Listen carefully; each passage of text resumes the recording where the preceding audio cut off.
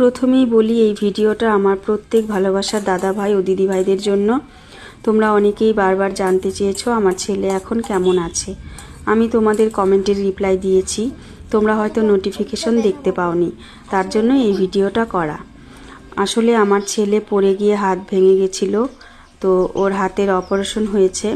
যদিও কোনো কাটাকাটি করা হয়নি, হাড় ফুটো করে অপারেশন করা হয়েছে। আর এইগুলো ওর হাতে ঢোকানো ছিল প্রায় 20-21 দিন পর ডাক্তারবাবু এগুলো আবার খুলে দিয়েছেন।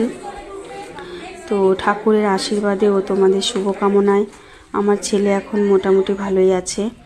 তবে আগের মতো হাতটা এখনও ঠিকভাবে সোজা করতে পারছে না, তো ডাক্তারবাবু বলেছেন হাতের ব্যায়াম করাতে।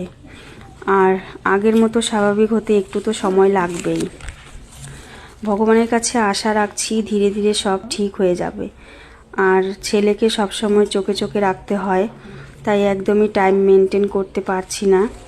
আর তোমাদের পরিবারেও ঠিকঠাকভাবে যেতে পারছি না।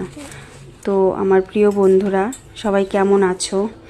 তোমাদের জন্য রইল আমার প্রাণ ভরা ভালোবাসা। সবাই ভালো থেকো, সুস্থ থেকো। টাটা সবাইকে।